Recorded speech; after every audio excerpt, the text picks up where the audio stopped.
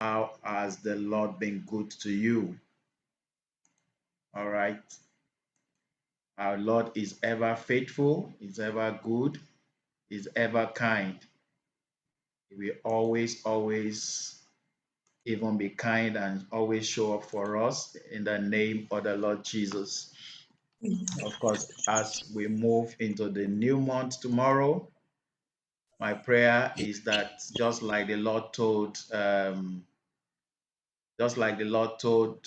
David, he said to David, pursue, you will surely recover all. So I don't know what you've been pursuing in this year 2023 as we move into the second half of the year, starting from tomorrow. Please, just like the guys that followed David when they came back and they discovered that all their properties, their wives, their children have been taken away, and they just broke down crying. And the Bible said they cry until they could no more cry. All right. So I don't know what has been making you to cry. I don't know what you've been regretting that you lost in the first half of this year.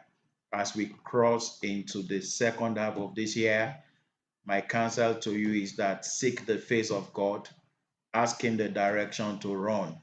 And I can tell you what I know my Father will say. He will tell you, pursue, for you shall surely recover all. And you know the beauty um, of this scenario when David and his guys pursued after those that stole things from them.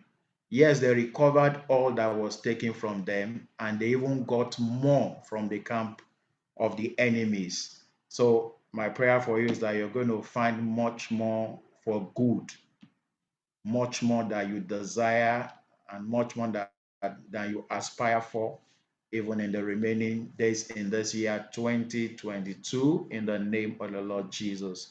So please pursue, for you will surely and definitely recover all that you desire of God in this year 2022, in the name of the Lord Jesus.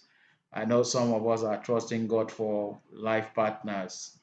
Please, in the second half of this year, don't be despondent. Don't start washing your net like Peter. Instead, pursue your dreams, pursue your aspirations, pursue your desires. You will definitely recover. And of course, for those trusting God for children, the fruit of the womb, please don't give up. It's not the end of the year. It's only 6 months that have just ended. The remaining 6 months in this year, my counsel to you is that please pursue your aspiration, pursue your desire to be a mother, to be a father. And as the Lord lives, you will definitely obtain in the name of the Lord Jesus. And maybe you're a business person. Yes, every one of us know, we all know that things are not just walking straight in Nigeria. Everything seems to just be walking upside down. But as for you, in the remaining month in this year 2022, my counsel to you is that as touching your business dreams and aspirations and plans, please pursue, for the Lord will grant you grace and strength, and you will recover all in the name of the Lord Jesus. All right, so welcome once again to Through It All with Kola Olugbodi. Through It All is all about encouragement. It's all about giving people hope. It's all about letting people know that regardless of what you may be going through, there's always this God that sits in heaven that watches over you, and He always wants things to end up for good for you. The Bible says, surely there is a hand, and the expectation of the righteous shall not be dashed. All right, so it's all about encouragement. It's all about um, you listening to other people share their stories, and most times what some of them have gone through, and the Lord has taken them to the other side, maybe what you are just passing through, and that is just to give you hope. You also one day will come here to share your testimony, how the Lord made you to be an overcomer, and you will use your own story to yet encourage and comfort others. Of course, the title of the book, Through It All, um, was gotten, I mean, of the program, Through It All, was gotten from my book. The title of the book is Through It All, and it's the memoir of my many trials and triumph. I've gone through a lot of challenges in life also, um, from disability to a lot of things. By His grace, I am who I am today. The book is all about encouragement. It's all about letting you know it's not over for you. Of course, if you are interested in the book, just visit tia.com.ng, or you can always dial the number there or send a chat to us on WhatsApp, and we will see how the book will get to you. All right, so let's go into tonight's edition of Through It All. The person, my guest tonight, is somebody so special to me, in all circumstances, like the song goes. Um, Number one, she she actually finished from Great Ife. And as if that is not enough, she studied demography and social statistics in Ife, and that happens to be the course I also studied. Urban demo. All right.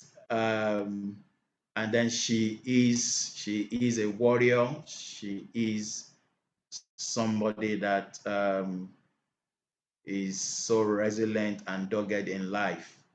And of course, getting to hear her story, I'm so elated, and I'm so glad to have her here. She's also an author. She's the author of this book, The Debt Code, um, Practical Steps to a Debt-Free Life. Of course, she also had been in debt, and that's why she's here to share her story, what took her there, how did she get out of it, and then, of course, she captured her story in the book and how God helped her out of the debt, and then she went ahead to lecture people on how they also can live debt-free life. All right, so with Jesus Joy, even though you are muted, Ololade, you are muted, please. So with Jesus, I want to welcome you to Through It All. Ololade, how are you tonight? I'm fine, sir. And you? I'm good. I'm good. Thank you so very much for accepting to come on Through It All. Thank I you. really appreciate it. I don't take it for granted. Thank you so Thank much. you, sir. Thank you for hosting me too. I deeply appreciate it, sir. I do not take it for granted. So it's a big honor for me to be on your platform. Thank you so much. All right. I was so glad when, of course, I later discovered that you were at ELC 2018, where you had me share the story of my life just to encourage people. And of course, you've also read through it all. Sure. So, is it, let me take it from ELC. What did you take out of, what I shared that day? If I remember your story, like I said, it kind of your story shook me. Let me use the word shook me. And the story of you being in the going to your hometown and your family leaving you, everybody was running after skater and left you behind, and you made up your mind that day that you'll not depend on someone again. It kind of eats me because I imagine things a lot. And when you're talking that night, that day, I was playing this in my mind. How would you have felt? How would you have felt that maybe the master is going to catch up with you, maybe you're going to die, and you reaching that point. And even despite everything that happened to you, you be beaten dead in seconds, get your car getting stuck on the train track, and you're now in a global stage. I'm like, there's no excuse in this life for failure. With God in the equation, there's no excuse in this life for failure. So to me, your story inspired me. Your story inspired me a lot. And I'm like, there's no excuse in life. Wow. It's God in the equation to be a failure. There is no excuse. There is no excuse in life. That is very, very key. Thank you so much, Lolade. Okay, so who is Lolade Olayanju? Let's start. Maybe you introduce yourself to us properly. What do you do? Are you married? Okay, Ololade Olayanju. The first child of 5 children. So I was born to a family of Mr. and Mr. Olaleko and Mrs. Titilayo Odebi. That's my maiden name, Odebi. I'm the first of 5 siblings. So as the first child, I'm kind of very responsible. I take responsibility very serious because I'm kind of responsible for 4 other people. Then right now I'm married to Dr. Wale Olayanju. I have two children. Right now, I'm a private wealth manager. I work with WSTC Financial Services. It's an investment house. So now I'm into investments. I help people manage their funds, and the ultimate plan or the ultimate aim is not to leave your funds idle. What do you do? What's going on in the economy? Where can you apply your funds to give you maximum return? That's what I do now. So I'm a private wealth manager now. All right. Thank you so much. Um, I mean, writing books is not easy. I've been trying to write a second book, and I can tell you it's not fun. But your experience must have really pushed you so much to write the depth code. So, do you want to take us to your story? Um, you can start at any convenient point. Of course, like I told you before now, you may not just limit it to the depth code. Um, I would love you to use your story and everything the Lord has done in your life from start up to this point to encourage someone. Okay. So where do I start? So I'll start the story from when I started my career.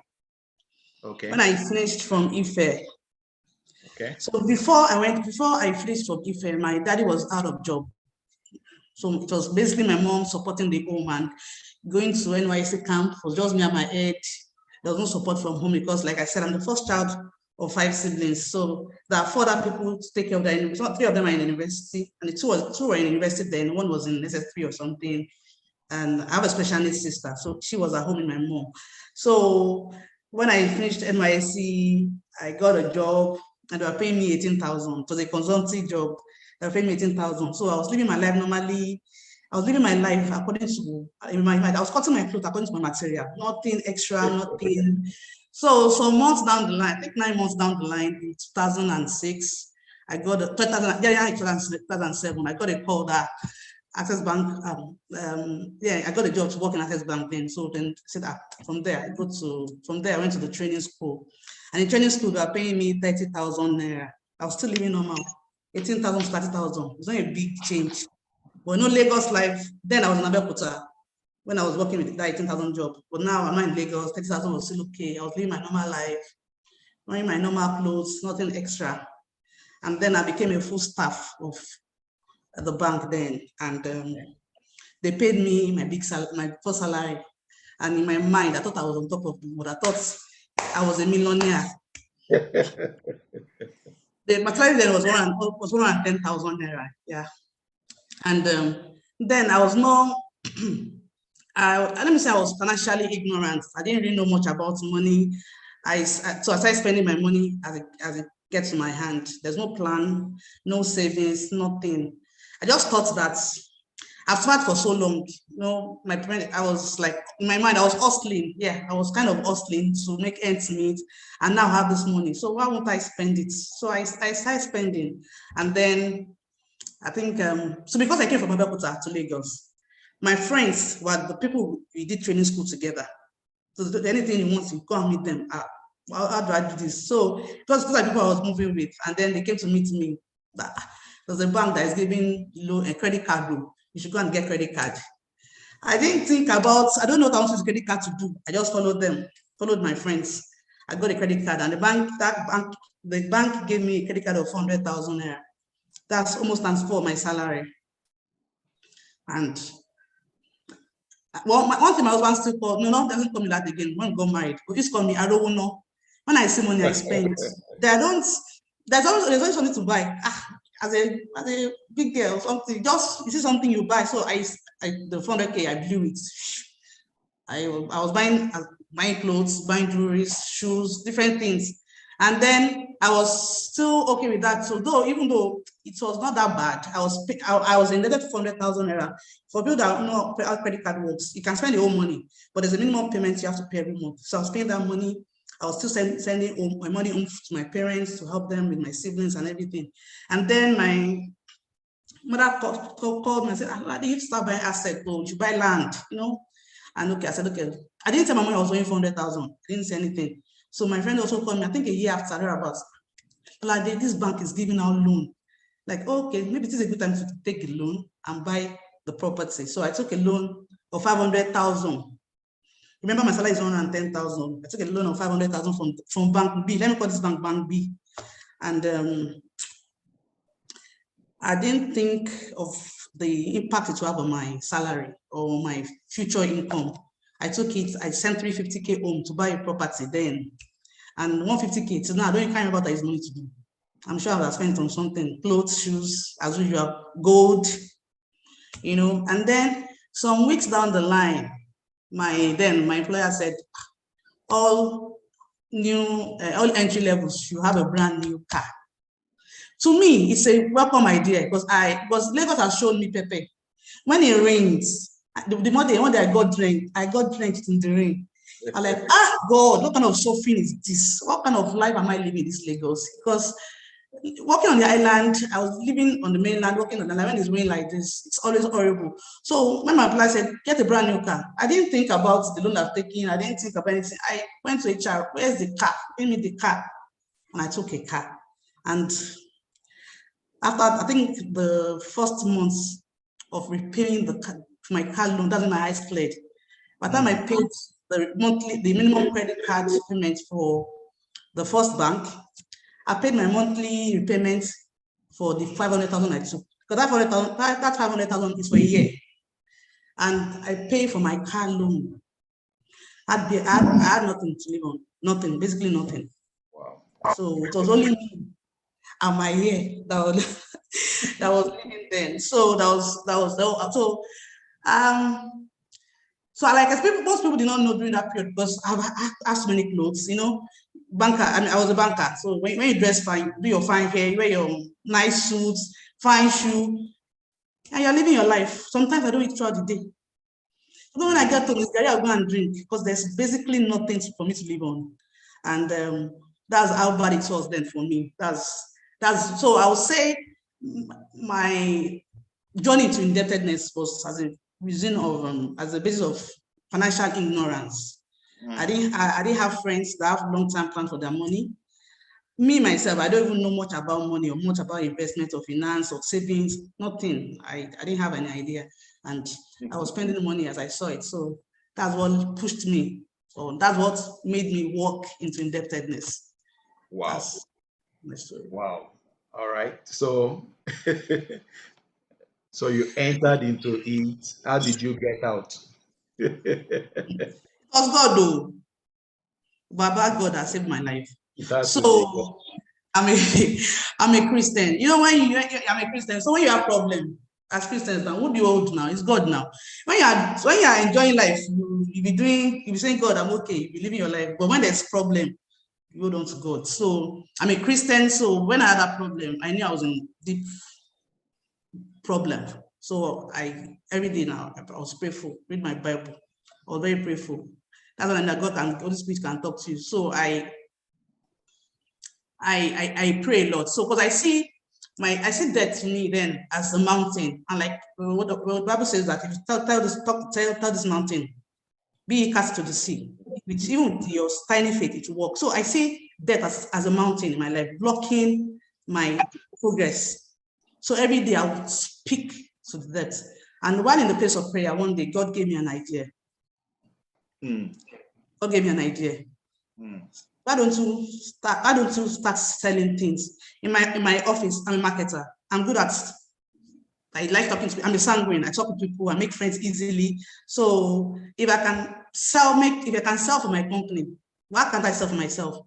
So during the lunch break, there's a company near my office. Then something is just short distance to my office. So I walked down there, and I told the lady I met at the shop, it's a home furniture. They sell home. How do I say it? Clothing, no, not clothing. Homeware, duvet, bed sheet, chairs, table, furniture, things to make out to beautify your house. That's what they said in the big shop. So they make it there. And I walked there and I told the lady there that I want to start selling the bed sheet and duvet. Then the bed sheets and the duvet are kind of matching sets. So you have bed sheets, maybe blue with some design, the same duvet. So I think this is nice. So I told them that I want to start selling. And they said, no problem, I can start selling now. How much do I want to buy? I said, how much? Person never even chop it. They asked for how much. I I don't have money to buy, but I want to start selling. And it's like, so how will I do it now? I said, can I talk to your manager? I said, okay. So the lady went in and called the manager. I told the manager, I want to start selling these things. I don't have money, zero kobo, I don't have, but I want to start selling. And said, okay, how do I do it? I said, so he told me that, okay, if I can buy 5 bed sheets and I think 2 or 3 duvet at once, then it will give me at a very discounted price, and I can sell it at the normal retail price. I said, okay, no problem. So I told him, can I take pictures of the bed sheets and the duvet? And said, okay, no problem. So I took the pictures of the beautiful ones I love, different colors, pink, blue, different colors I chose. And it was during the time of BBM. So I posted the pictures on my BBM status then. I posted it on my Facebook, and I started receiving orders left, right, centers. Left, right, center. So people start buying. People that want to get married, they're looking for to give their friends. They buy. So I guess my people want to change their beddings, but they don't really have time to go to these shops to look for it. So I became the go-to person to them. So I started making sales as I was supplementing my income. And so people just ask me, I send it to them. But mostly over the weekend, I go and drop it in their house because I live on mainland, I work on the island. There's no way I could have this deliver to them during the week. So most weekends, that's what I do. I do the delivery of the things that people have ordered. So people say, I want this. So I just kind of get it from the shop. Of course, they will have paid me, because I'll tell them it's 3,500. They pay me, and I go to the shop. So whatever I accumulate the orders, go to the shop, buy, sell, go to the shop. That's how to an extent, I started living my normal life back. I had money to start eating, I had money to start doing my basic thing, while my salary was servicing my loans. Wow. That what happened. And during that time too, I remember during that time too, it was so bad. I couldn't even send money home to my parents. So during that time, I had to stop sending money home to my parents because of what was happening to me. Wow. Wow. Like the Bible will say, and we know that all things work together for good Yeah, for good. to For them those that that love love God and are and are called called according to according his to His purpose. purpose. Yes. As good as debt is not, it's not advisable. I know you. I'll still allow you to really train us about debt and financial independence. Your story is almost sounding like mine. It was debt that led me into many things. And then I stumbled into what I do now, Background Check International. And then, of course, Background Check was what led me into becoming a public speaker. Mm. So it's as if there is no end. There is no end when people get into debt. And I know I heard of a story of a man back then. He was owing the bank 5 million naira. Mm. And because of that, the man committed suicide. He killed himself because of 5 million. Hi. And what made him kill himself was not even because of the debt alone, but he had been living a larger than life, um, Mm. life. Everybody knows him as a very rich man, but nobody ever knew that he was living his life off bank loans and everything. So it got to a point that it really got so hard for him to pay. And then people now knew that it was an onigbese type of a thing, and then he decided to commit suicide. And Wow. all right, so indeed, God made all things to work together for you. And Mm, one thing that you said is like what I've always told people when they say they want to go into business and say, I want to start business. And okay, so why are you not starting? They say it's because of capital. And I've always told them you don't need capital to start a business. You just need an idea. And that's what you've just proved again tonight, Ololade. You just had an idea and you started advertising and you were using the money of others. That's what became your capital. Maybe yes. I want you to just stress that somebody may be here that is also Mm, still waiting 6 months into 2022, waiting for mm. capital to capitalize itself. So, what do you want to tell people like that? Ah, so so for to start a business, well, to me, I was lucky because it was God that dropped the idea into my mind. So I know that if God gives you an idea, He gives you the wisdom to run with it. So I would say that that wisdom was not really my own. I just followed God's instruction and I got it done. But I think to me, starting a business, it's all about your mind.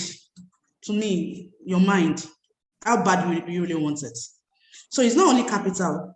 So you want to start a business now. I was using people's money to Mm, buy my goods and to sell it to them. You could also ask, depending on what you want to do, there's also what they call your supplier credit line of credit. Your people that you want to buy from could give you a line of credit, go and make sale and bring it back. So it's like the owner of the shop telling me, okay, I want to sell duvet. Maybe based on trust, maybe I look like a good girl. I said, okay, these 5 bed sheets and 3 duvet, go and sell. When you sell, bring money to me. It's still something. yeah. You get. And also, I would say people before you even say you want to take a loan from bank to run a business, have you looked inside your circle of influence how you could raise the funds within your friends? So we know people that now start their business and they say they pray to God and God told them cost so and cost so. It happens. Even me, so the time I had to do a project and I'm like, where will I get money from? So me, before I can say I want to do loan now, I have a checklist. I have to check the checklist. If it tallies, then I'll go. If not, I won't go for it. I said, okay, who can I call? And I called 3 of my friends, 2 of my friends and my brother, and the money was complete. And I did what I wanted to do, and I returned the money back to them. So before, and it was interest free because they're my friends and my family. So before you could say you want to do a business, how bad do you want it? If you really want it bad, you get a way to get it done. Like I always say, with God in the equation. God has to be in the equation. Mm, mm. Thanks so much, Ololade. Of course, in your book, I know you shared the stories of like I think 2 or 3 of your friends Yes. that also ran into debt. Maybe you want to share their stories with us. And after, I would want you to really start, and then we go into real financial freedom lecture proper. Okay. Well, there's a story of my friend Christopher.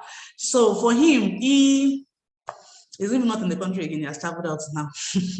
So he is he is a coach, a project management coach, and he wanted to do learning aids for people that want to write project management exam. So he took loan from banks, from a bank. Let me use the word bank now. He took a loan from the bank to produce this product, and he has done his analysis. Like if you could sell this product, he will pay back the money and also make his profit. And then COVID happens, Wow. and of course, most exams that year were postponed. Some dates were cancelled. Physical meetings were cancelled. The government had to put restriction in place, and he couldn't hold his lessons again because he was teaching people physically, and there was no. It was after COVID that people started doing Zoom meeting, online things. Before it was usually physical. So he had spent so much money on making those learning aids, and then he couldn't sell any, and that's how he was indebted. And of course, when you tell the bank, I'll pay you every month, the bank doesn't know that there's COVID or not. They want the money back. And so that's how he entered his own messy debt situation. And then he was struggling with it, because normally when you want to take a loan from some banks, maybe some commercial bank would give you loan based on your salary, but because he was a business owner, I think he took the loan from a microfinance bank. So you have to have some guarantors, you know, and then because he couldn't pay, they were harassing the guarantors, he was embarrassed. It became an embarrassing situation for him. But because he had a good wife and he had to open up to his wife. So sometimes when we are, let me use the word, when we are indebted, you don't kind of, people are kind of, they're shy about their situation. They don't open up to people, don't tell people about their situation, and it kind of compound it. But he too, he didn't tell his wife. His wife didn't know he was struggling. He was a forming man of the house, while in the corner of his room or of his heart was crying. And then his wife stepped in to help him. He created, he checked, he did an Excel sheet of his loan, because by then he had started taking loan from another bank to pay the other one, you know, just kind of making it messier. So he had to create an Excel sheet. Look at his loan book. Let me use the word loan book. Look at the one that is charging higher interest, pay that one first. Either way, he created a plan to get out of debt, which is like I said in the book too, he was financially disciplined. So aside from you being, one of the problems that people have when they are indebted is cutting their lifestyle or reducing their lifestyle spending. You know, you used to drive a car and you cannot even afford to buy fuel. You are still borrowing to buy fuel. Why can't you take a low bus and move on with your life? He stopped driving because he couldn't afford fuel. It's only the time you walk all the way from VI, from Ozuma, by the way, to TBS to take a bus. Wow. Now it's better for it because it's done with paying his money. So instead of you are owing money, you're indebted, you're still hanging out with your friends. Why? You are still carrying your casual wears to dry cleaner. Why? So if you can reduce your lifestyle spending to make up for your debt repayment, it makes no sense. That's what he did. He had to cut his spending to make up for that. He had to get a job. He wasn't working. He was an entrepreneur. He had to start working. He got a job in the bank, and they were paying him. So to an extent, he was surviving. And then, of course, when the economy opened up again, he was working and he started doing his online coaching. And everything became okay. He could pay off his debts. I think the loan was like 500K or 700, I think 700K. It became up to 2.5 with the interest. So it took him, it was disciplined. That's just the word, because it wasn't easy for him. You know, it was a very messy situation. We couldn't even go to his family, to parties again because of the text people, his creditors are sending his friends that is a fraudster, is owing. You know, when you take money from some banks, they'll send text to you. This person is owing. Please tell him to go and pay. Almost all his creditors have gotten the text. His friends have gotten the text, and to him, it was a very shameful situation. But now it's better for it. He reduced his lifetime spending. He opened up to his wife, and now he's okay. He's finished paying the loan. He's doing very well now. Then the other story is Olayanju Shih Tzu. That one is my very close friend, and there's a project she wanted to do, a family project that she said she would take the loan for them to do the project. And unfortunately, the project did not materialize. They did it, but it didn't sell. They didn't make money on it. And the interest for them, the plan was for them to do the project, you know, get the moratorium from the creditor for 3 months, get the project to have gotten the money back. By the time the project didn't work, they didn't make any money, and it brought the money in her name, and it became a messy situation for her too. And because she was a banker, it was more, what's the word now? More scary, because for a banker, you cannot afford to issue a dot check. And when you want to take a loan, normally want to take checks from you, you'd have written your monthly payment on the check. So on the date that you put on the check, they'll go and, you know, take the check to the bank. And so for her, she has to make sure her account is funded, because as a banker, if you have a dot check, they could sack you. It's like you don't have integrity. So what are you telling the public? So to her, sometimes when she doesn't have money, she knows the creditor is going to take her check to the bank, she does not have panic attacks, you know. But also to an extent, she opened up to her friend. And I remember her own story, because she said she was indebted for a long time, because not for a long time, but for some time before she got out of it, because she was shifting blame to people around her. So when you are indebted, own it with your full chest. You didn't kill somebody, you are just owing. Own it with your full chest. It's because people are very scared that I'm owing, what people say, what my friends say, what my parents say, and they don't talk about it. And she was blaming people. She blamed her husband that she was not giving her money when she needed the money, she shouldn't have borrowed. She blamed she blamed people around her that maybe it's blamed people that didn't allow the prayer to succeed. That's why she was indebted. But until she woke up and said, I'm owing, yes, I'm owing. What's the big deal? Because it's when you own it that you're owing, that your brain will think about to get out of it. If you keep on shifting blame, your brain will not process it. It's like you're saying, it's not my fault, it's somebody else's fault. Your brain will not think of how to get out of it. But it was when she said, okay, I'm owing, how do I get out of this mess? That's her brain started now, okay, cut this. She was like me. Sometimes she eats biscuit throughout the day because she didn't have money to buy food.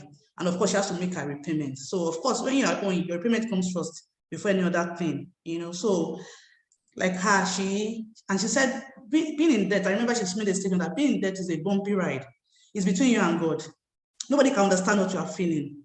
The shame of owing, of sometimes sometimes some people don't know you're owing, but you just think they are talking to you because they know you are owing. And simple thing that you could have overlooked, you take it very personal because you know that I'm owing, and they might not even know. So when you are in debt, it's between you and God. And like I said, you should own up to your situation, right? When you own up, your mind will tell you how to work. It was because I own up that I went to God, that God help me.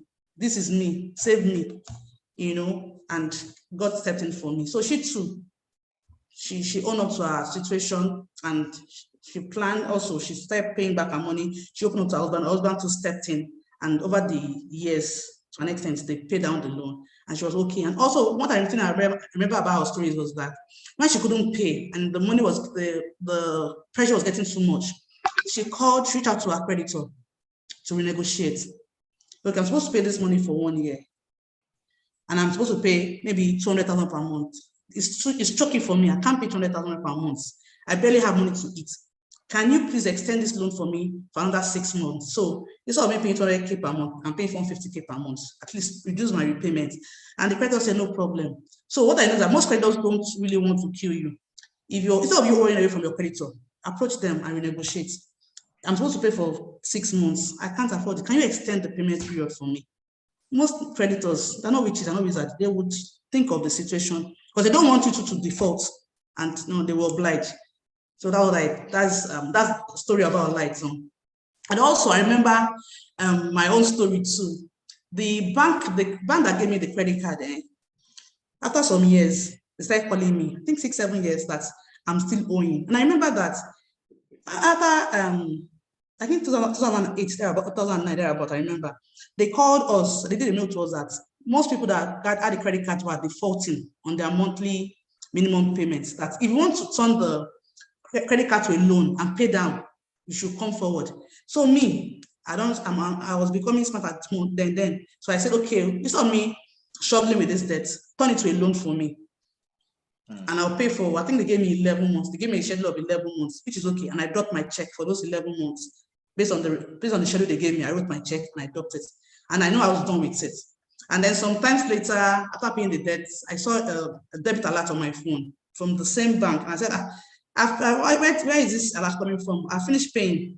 And they said, okay, it's a system error, that they will resolve it. And I moved on with my life. As 6-7 years down the line, they were calling me now, I was so owing. Like, how? What? I was so angry. And they kept on calling me and calling me, but I didn't I was not serious with it, because I know I was finished paying. So why are you stopping me? Until one day I just told the secretary of my group then to help me check my name in the credit bureau, that let me see my credit history. I was just playing around in the office. I said, Lady, you are owing this bank. It's showing red since 2009. But me, I'm not owing you. You are owing you. I said, hey God, see me good thing. And I was worried, but I didn't bother myself. Then the bank also now made it compulsory. Then I remember that the bank wanted to do test fund on credit cards and say all staff should have credit cards. I remember that period. So, but they didn't give me credit card. So like, am I not a staff of this place again? Give me credit card now. Let me do test fund to see how the credit card looks like and everything. because they made it compulsory for us to test. So before we give it out to our clients, let us say it works. And they say that I'm owing, that they cannot give people that own credit card. Say, hey, the guy told me that you're owing this bank. The same bank the other lady mentioned. And I went to the bank, and the bank said, no, you're owing us. I said, I'm not owing. Said that the interest that dropped in my account that time has grew over the years. Apparently, nobody reversed the credit, and it kept on accumulating interest. And then it became, I think they said I was owing 200,000. Say, how? And I tried to resolve it with them. They said that I should have to pay. So they told me, okay, pay half of it, and they will write off the remaining. I said, no. Eventually, they said I should pay 80,000 of the 200,000, which I paid, and they refused to write off the remaining. So we were on it for like over 2 years. So I was telling all my friends that bankers are, this is what this bank is doing to me. It's not fair. I paid the 80K they told me to pay, and I'm not writing off the balance. And I wasn't owing. I didn't use money to do anything, just for me to just get my name off the credit bureau. And a friend of mine, I remember, that told me that, they want to scam you. I should report them to CBN. That's what I did. So when you have issues, that issue, talk to people that are knowledgeable about the issue. I wasn't telling everybody that I'm owing, or they said I'm owing. I was looking at my friends, people that have sense, I was telling. And one of them that said, okay, report this case to CBN. I called a friend in CBN. She gave me the email address of the unit in charge of people like us, normal bank customers. I did the mail to them. That same day, I did the mail to them. Before CBN even replied my mail, the bank called me apologizing for putting me through so much stress and everything. That same day, the loan in charge, in quotes, was written off, and they gave me my letter of non-indebtedness. So they actually deliberately, left you on the debt list. They let me, and my name was in the credit bureau, because normally in this country or anywhere in the world, there's a place where you can take your credit history. So like if you want to take a loan from any bank now, they'll check your name. Are you owing any bank? How much is exposure to the bank, or any, not only banks, microfinance bank, whoever, creditors, they'll ask you, so you want to take loan from us, but you're owing so bank, can you afford to pay back? And even if you're defaulting, it will show that you're defaulting on that report, yes. So my name was there for a long time. I didn't even know that my name was there, that I was owing. And when they were calling me that I was owing, I didn't even believe them. So I want to say again that if you are owing, you can talk to people that are knowledgeable about it. Maybe they can be able to help out. It was someone that told my friend, Ololade, that she should talk and negotiate the loan she was owing. Talk to your creditor, and she approached the person, the institution, and they said, okay, we'll extend the payment bank and reduce your repayment. So if you can talk to people about it. And also, like always say, now my mantra now, when you take a loan from any place and you finish paying, take a letter of non-indebtedness. Letter of non-indebtedness. Yes. Because when I finished paying 2009, thereabout, and they gave me that letter, when they called me that I was owing, I could have just showed them that you guys said I'm done paying. So what are you talking about? So they've resolved it within themselves. But because there was no letter to prove that I finished paying them, that's why they are stressing me. It's stressing me for 2 years. So I'll tell people now, anywhere you take money, just go and get your letter. In case of incasity, the person that gave you the loan, maybe your account officer has even left and she didn't finish doing what she was supposed to do. The way people are even Japan in this country now, you can't take loan, your account officer has traveled to Canada, and your file is there. They've not worked on it. 3 years after, they'll not be calling you that you're owing. So I just tell people, when you're done paying, make sure you get that letter. It just saves you a lot of stress. Ololade, thank you so much.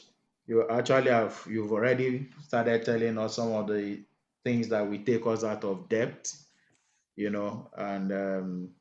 the more you're talking about it, the more I keep, there are some things you don't want to remember in life. Well, especially when we were neck deep, in debt, and it was really so bad. It was a business that failed, and lots of other people's money, many people involved. So it was really so bad. And of course, we lost everything. We were living in one palatial house. We had to move from that big house, and then thank God for friends. A friend gave us his boys' quarters. We didn't have anything. you know, and with time, we had no money even to do the normal, even to eat, and we had to keep trusting God for where the next money to buy food. And Wow. then we knew what, when we were in school, they talk, some people talk 001, and I didn't even understand what they meant. But then when debt That's our hit, old boys. 101. 101, Oh my God. 011, and then, with time we knew how to do 001, and another time O half O. Amen. It was really so bad. It was really so, so bad. And of course, there was no peace of mind. When you hold people in a town, not like in Lagos, and where everybody knows you, even going around the city was a big problem. Mm, Um, you live in fear even almost throughout the day. And when it's like 7 p.m., that's when peace of mind just rests. mm. Ah, True. nobody may come today again. And then Mm. once it's 6 a.m., your heart starts panting. And any knock Ah, on gates like I this, can imagine. Yes. you just, I mean, hoping and praying that it's not one of the people you are owing. So it was really a very, very, very traumatic period, you know. Um, so I want you to, as a child of God, and of course, as a financial expert now, I want you to really just, I want you to talk to somebody here. I have a feeling some people are here, maybe they are also in debt, and they are scared. They don't even know what to do next. I want you to talk to them, number one, as a child of God, then number two, as an expert. What are they supposed to do? I know you've mentioned so much about start with prayer, then start speaking to your mountain, and then you may need to go into business. But I want you to just, um, please just talk from your heart to somebody here that Yes. is presently going through what you have gone through, and some of them through what I have gone through. So please help talk to them. Okay. So I would say that being indebted is not a totally bad thing. There's some lesson we can take from our experience, our personal experience. So, like I said, like for me, when I was indebted, I have this bad behavior. Then I love buying on impulse. It was during that period that spirit left me. I can go anywhere and see something. The spirit left you And the spirit that left time. me. I can say, let me go and watch a movie. Then normal person, normal me, no debts and everything. Like, let me go and watch a movie at the cinema, and I see a shirt. And I say, this shirt is beautiful. I didn't plan to buy it. I didn't budget for it. Just go to the shop and I buy. And that's how I buy things. So sometimes I buy things, and sometimes when I wear it just once, I'm okay. And people say, this coat is fine on you. I'm okay. I can just leave it and I'll do for months because I didn't really need it. Just buying on impulse. It was during that period that thing left me. When you don't have any money in your wallet, can you go and do impulse buying? You can't buy on impulse. Nothing can, only can push you because there's no money to buy anything. So, and to an extent, that period taught me that, as in, I don't buy on impulse anymore. Also, um, in like during that period also, I caught I'm a very outgoing person. Like I said, I'm a sanguine. I love going out. In fact, my husband is tired of me. Sometimes say, can't you sit in one place? I'm always going somewhere. Let's go to Tapa Bay. You don't need to tell me. Just call. Daddy, are you ready? Tapa Bay, I'm off. And of course, all my friends, but you buy chicken, you buy drink, and before we are off. I had to stop all. In fact, you can't even see me to call. No money to do anything, no money to do any loud. So I just sit in my house. And so to an extent, my spending on my wants, because I see that the wants, the difference between need and want, that my wants, hanging out with my friends, all these things. I have to cut all those things. So now that when I now finish paying down my loan, all those money that since I was not doing loud with my friends. All those money that I should be using to do lala, I started saving it. So that period taught me savings, right? That's for personally for me. So even though you are indebted now, look at the good things that you've learned from it, and adopt it. Even after when you finish paying, when you've paid down your loan or you're free from debt, you can use it, to better your life. Also, if you are indebted, it's not the end of life, it's not the end of the world. Like I said, you didn't kill somebody, you didn't kill anybody. You're just owing. It's a phase. It will surely pass. I've been there. Our friends have been there. In fact, there's a story in my book of Hannah. They took her to the court. That bank took her to court for close to 2 years. No money anywhere. The bank almost wrecked them. They told their story. They were out of it. So you too, one day, be out of it. But before then, apart from the spiritual angle of praying, you need to take some practical steps, right? So I would say number one, you need to learn how to budget. Budgeting is very difficult too. Budgeting is like, my money, you're going to pay me this. Okay, this is already in July, you're going to pay me salary in July, right? Before the salary comes, what do I want to do with the money? Remember, you are owing, right? Clarify your wants and your need. Need is a necessity. You have to do it. Like the money for food, money for fuel or transportation.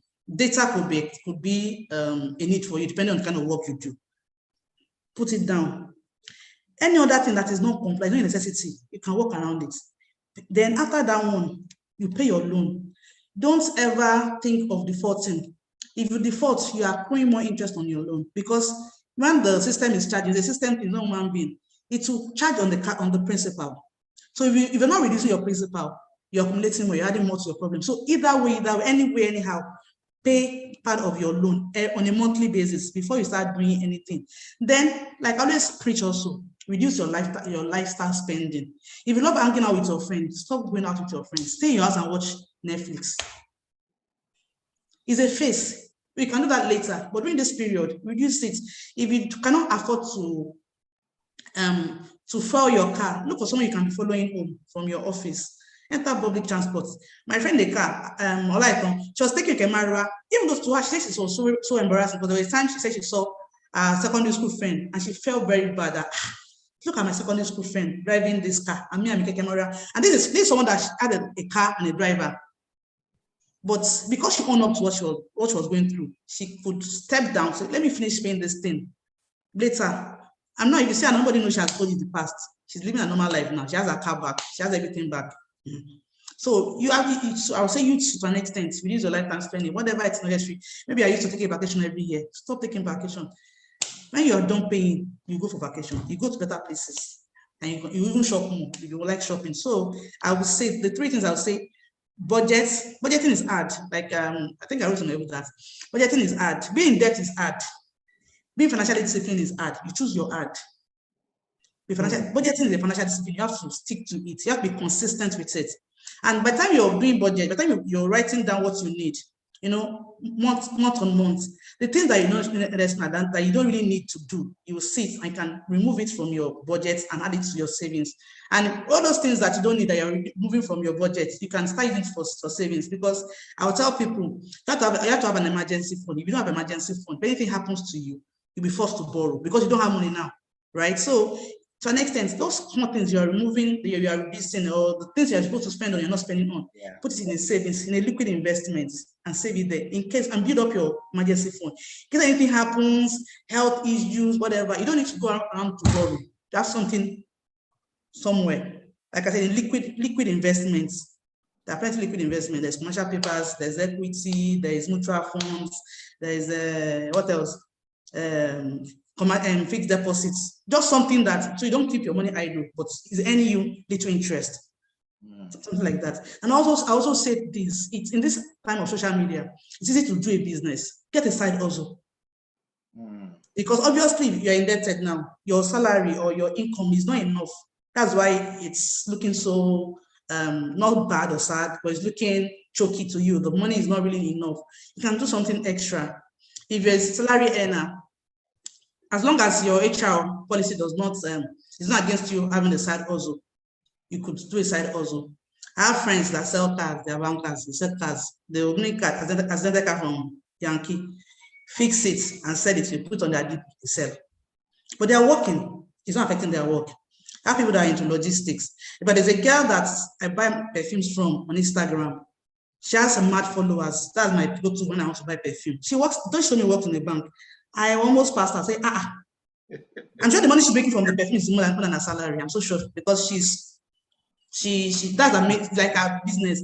So she told me that so I had to buy my perfume from her, and the address on her Instagram is somewhere close to where I stay. So I told her, okay, it's not me paying for this patch. I'll come and pick this perfume you ask. And she's like, you won't see anybody. She works in the bank. I said, how now? Then he's working in a bank. Like how? So then when she comes back at night, she look at all her orders. Of course, when you make order, you pay on Instagram or you pay. She looks at all her orders. She packages everything that night before she sleeps, set it and give it to her gate man. She goes to work the next day. The logistic company comes and packs and dispatch. And she's making money. Cool. I just did my third birthday recently. The person that is my event planner is a banker. She works in the bank. She's a full banker. I met her in the bank. She was my junior colleague, but she's good with event planning. And she's making money on the side. So there's so many things people can do, depending on what you can do. Some people, I have friends that do Uber on weekends. Wow. Depending on how, like I said, how desperate do you want it? How desperate do you want to leave the situation? You have to increase your hustle. So as long as you're, like I said, HR policy, I know most companies, as long as what you're doing doesn't compete with what they're doing, it's a go, it's a go ahead, but you have to know what your HR policy says. So I don't say anybody say you should go and be doing business.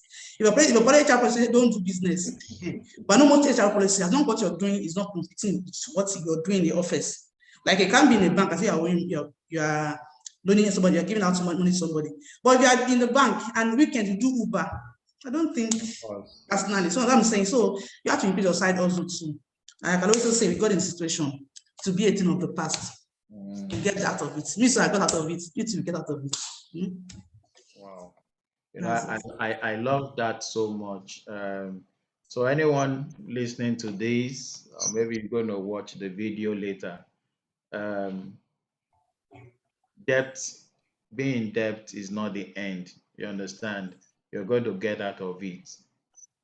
People have been in debt. I've been in debt before. And by His grace, even though one almost died, but now it's become stories. So whatever you think you are going through today, like the Bible will say, this sickness is not unto death. So being in debt can really be like being, I mean, like a serious sickness. And for some people, even it was debt, being in debt or indebtedness that brought high blood pressure on them. And some people, diabetes, for some people, even getting obese. People just react, I mean, in the wrong way to what all these things. But please, it's like a battle. Once it comes, yes, you will ask yourself a lot of questions. How did I get into this? Why me? And all those things. After you finished asking all the questions, come back into reality and say, yeah, this is a battle and we're going to get out of it, you know. You know, one of the things, just like all the things you have said, Lola, one of those things I kept on telling myself and my wife is that this is not going to be, it's not going to end like this. It's not going to end like this. I remembered one day, you know, we were eating swallow eba for people that know Gary, like they call it in other places. Of course, the stew was more of water and you will see scattered vegetable in it. So when you dip the eba inside the thing, the water will just be doing to you know, one day I just did it, and my wife and I were the one sitting in the voice quarters that day. She just looked at me, and then our eyes just met, and we both laughed. I know that day I told her, I said, my dear, don't worry, oh, it won't always be like this. Yes, Don't that's worry. it. That's the spirit. The time is going to come. I'm going to take you around the world. I remembered giving her those promises, even though it sounded so empty that time. I never knew there was no way one was going to get out of it. And then, of course, when police is involved and then they take you to court, you know, it gets so messy, you know. But the truth is that it's going to become story one day. Yes. You don't need to kill yourself. So if somebody out there is contemplating suicide, please, that is not an option. Mm. That is not an option. You know, these days I sit down, Lolade, I just sit down, I just say, so if, and I tell you, if you are really in the real sea of debt, I mean, suicide will always come to your mind. You True. know, of course, it crossed my mind. Like these days, I will sit back and I said, so if I'd killed myself, maybe some years back, nobody would know any Kola Olugbodi today. You understand? Now, when people talk about Kola Olugbodi, I smile, I get more humbled because I know this one that they are talking about now almost took his life back then. Mm. So please, there is a hand. There is a tomorrow for anyone listening to us thinking that Mm. it has ended here. No, it has not, and Mm. it will not. Mm. What my pastor was preaching one of those days when the heat of the whole thing, he was preaching from the servant that borrowed from his master, and when it was time for him to pay and he could not pay, and the master said, "Where is my money?" And the master was actually harassing him and he was begging. And you know what the master did? The master said, "Go away. You are no more owing me." you know. And that day, my pastor turned to me and said, Kola, I think this is for you. You better start praying that some people Yeah. will now forgive you, and all those prayers really, they get answered. So what Yes. I'm trying to say, in essence, is that please, this is not the end. And, like some of the things you've said, the people you shared their stories, some of them actually ended up being entrepreneurs Yes. because it was in the process of looking for or seeking for how to get out of the debt, just like it happened to you, that they ventured into some things, and before they knew it, it became big enough to help offset the debt, and Yes. then they started making a living out of it. So please, it's not the end. Let me just give like two participants had the opportunity to ask Lola the question. Um, you are still going to talk about the book, but is anybody here? Do you have any question that you'd like to ask our guests, as touching your finances, as touching if you're in debt or something? Um, the first two hands I see. If I don't see any hand, then we just move on. All right, I can't see any hand. Once I start talking, there is no. Okay. All right. So let's go. Let's go. Let's talk about the debt code. This is a very, very, very good book. Very, very, very. I love reading books that are relatable. I love people writing from experience than just telling me from what you studied in school. Someone that had never been in debt, if that person writes debt code, I want to just read and say, have you suffered before? Ah, no. All right. Don't teach me theory. So you actually spoke from your life and from the lives of some people very close to you. So thank you for writing this, Lolade. Thank you so much. Thank you, sir. So where do we get this book? Somebody Okay, has it's already asked for it. So how do we get the debt code? it's available on seller. If you're in Nigeria, it's available on seller. For people outside the country, it's available on Amazon and Kindle. You can buy Okay. from Amazon or Kindle. And for people, for easy access to the link, it's on my bio, in my bio on my Instagram page. So you can just click on it and choose to buy whether paperback or hardcover. You can buy or the e-copy, Your the e-format, Instagram. e-book format, So yes. what's your Instagram handle? Okay, money talks underscore with Ololade. Okay, money talks underscore with With Ololade. Ololade, yes. All I'll right, drop it so in the chat please, box. okay, great. So please, you can always just visit Lolade's Instagram page or handle Money Talks underscore with Ololade, and then you can chat with her and you will get this. All right. So Lolade, thank you so much for talking to us about debt. Um, Maybe I'll still need to talk to one or two of those your friends also to come share their stories Oh, one of good. these days if they will be interested to do so. But I really appreciate your coming, and I know someone here would have really been blessed. And if you need further help, please feel free to get in touch with Lolade. Just use our Instagram handle and then you will be there. Once again, thank you so much, Lolade. Thank you, sir. Okay, There, so, there's also okay, something I want to that just came to my mind now. okay, For people that are indebted, okay, indebted. When you're indebted, you have to be very careful. So you hear people saying, maybe because of the pressure from the creditor, they tell you to go and borrow money to pay the other creditor. You don't, unless it's a zero, unless the loan you're taking, the new loan is at a reduced rate. You don't go and borrow to pay another person. You're going to make it more messy or mm, make the situation messier. Number one. And number two, you don't go and look for quick, get rich quick scheme and put your money in there. Those schemes, yes, could make you rich. Remember, high risk, high return. The upside is high, the downside also is high.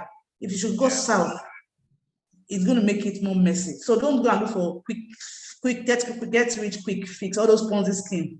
Or yeah, I know people are doing crypto now. Crypto is a high risk investment. You don't put bulk of your money there. I can't imagine that people putting all this money in crypto. That's what most individuals do. You have 100,000 or 200,000, all your money in your life, like your savings, and you take the 200,000 and put in for something that is high risk. You don't and do then that. you You put gather money a from little your portion, friends. yes, you spread your risk, low risk, mid risk, and high risk. You don't put all your money there. So all those high risk multi-level this thing, be wary. Just look for practical ways of cutting your expenses than you doing that. And also, I think that I thought of saying two things. Don't quick rich scheme. Yeah, and also yes, like I said, don't go and borrow money to pay another person. It's always making messier. You're not going to do it with more creditors. You're making it your company the problem. Please don't do that. Thank you. That's, that's true. All right. So thank you so much. I really appreciate the time spent with you. So please, you have opportunity to talk to Lolade after now. Just hook up with her on Instagram. And then, of course, this also is streaming on YouTube as we speak, YouTube and Facebook. So you can always watch it again or share with somebody that needs to hear this information shared. All right. So next week, Thursday, by His grace, through it all, is still going to come on live.